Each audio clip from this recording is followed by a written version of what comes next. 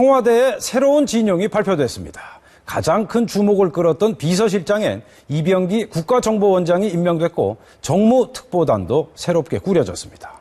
김세로 기자입니다.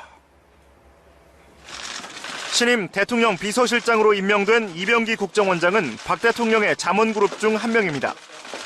외교관 출신으로 전 청와대 의전수석을 지냈고 지난 대선 때는 여의도연구소 고문, 이후 현 정부의 첫 번째 주일대사도 역임했습니다. 산적한 국정 현안에 대해 대통령을 원활히 보좌하고 국민들과 청와대 사이의 소통의 길을 열어갈 것으로 기대합니다. 이 실장은 낮은 자세로 대통령과 국민의 소통을 위한 가교가 되고 정치권과도 적극 소통하겠다는 소감을 밝혔습니다. 후임 국정원장은 주미공사와 주 말레이시아 대사를 역임했던 이병호 전 국가안전기획부 2차장이 내정됐습니다.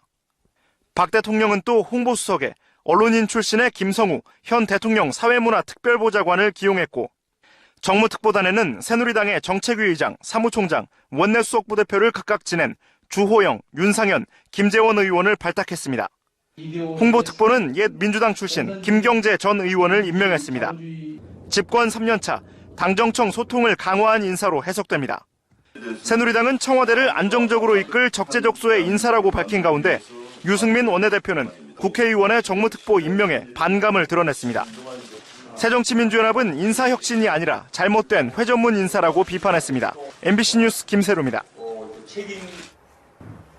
헌법재판소의 간통죄 폐지 결정에 따라 검찰이 수사나 재판이 지금 진행 중인 관련 사건들을 종결하겠다고 밝혔습니다.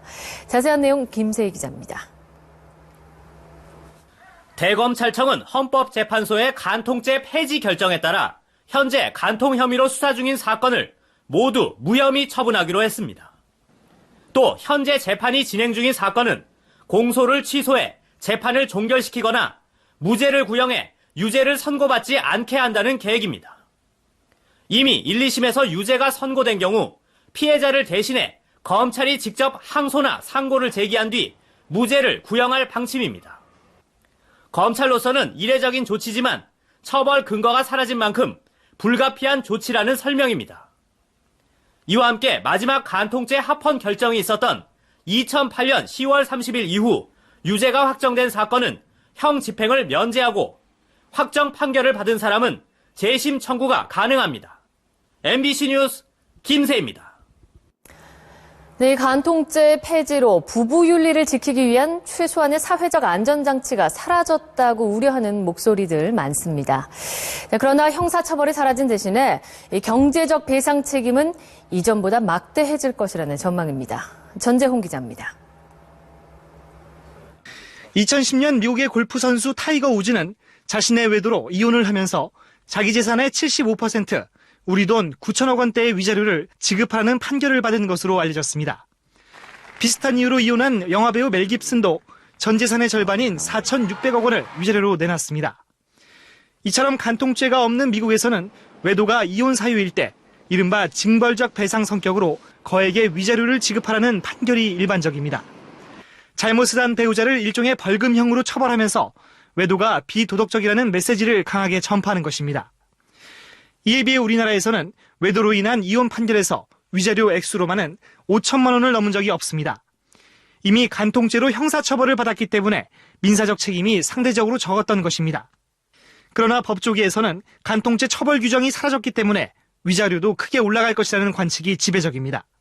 위자료 액수를 크게 상향 조정하여 외도한 배우자에게 책임 추궁을 한다면 가정 파탄의 책임을 추궁하는 좋은 대안이 될 수 있을 것입니다. 이혼으로 재산을 나눌 때에도 지금처럼 재산 형성에 기여하는 만큼 가져가는 것이 아니라 외도를 한 배우자의 분할 비율을 파격적으로 낮게 책정하는 판결이 나올 가능성도 점쳐지고 있습니다. MBC 뉴스 전재홍입니다. 광화문 광장, 이 광장 양옆으로는 각각 5차선의 도로가 있습니다. 그런데 서울시가 이 광화문 광장과 세종문화회관 사이에 5차선 도로를 완전히 메워 광화문 광장을 넓히는 방안을 추진하고 있습니다. 이렇게 될 경우 광장은 넓어지는 만큼 도로는 줄어들어 교통체증이 악화될 거라는 우려가 나오고 있습니다. 윤성철 기자 리포트 보시겠습니다. 광화문 광장 양옆 도로가 달리는 차량들로 꽉 차 있습니다. 좀처럼 잘 빠지지도 못해 정체되기도 합니다. 도로를 절반으로 줄여 광장을 넓히는 방안이 알려지면서 먼저 운전자들의 걱정이 앞섭니다. 광장 만들면은 다닐 수가 없지 않습니까? 그렇지 않습니까? 이 차는 많이 늘어나고. 광장이 넓어지면 대규모 시위나 집회가 끊이지 않을 것이라는 주장도 나옵니다. 현재도 집회 시위로 몸살을 앓고 있는 곳입니다. 그런데 이것을 넓힌다면은 집회 시위하는 분들이 이곳으로 나오지 않겠습니까? 특히 경찰은 청와대와 인접한 광화문 앞에 대규모 광장이 들어서면 시위자들을 통제하기가 더 어려워질 것이라고 우려하고 있습니다. 정부 서울청사와 세종문화회관에 정문 차량 진입이 어려워지고 주변 종로와 을지로 교통에 과부하가 생길 수 있다는 지적도 있습니다. 서울시는 광장이 확장되면 교통량이 분산될 것이라고 예측하고 있습니다. 일단은 저희 시장님이야 보행화 사업에 대해서 굉장히 관심이 많으시고요. 많은 보행화 사업 중에 하나로 시는 광화문 광장 확장과 관련해 용역을 진행 중이며 국무조정실이 주관하는 국민제안에 사업 내용을 공모할 계획입니다. MBC 뉴스 윤성철입니다.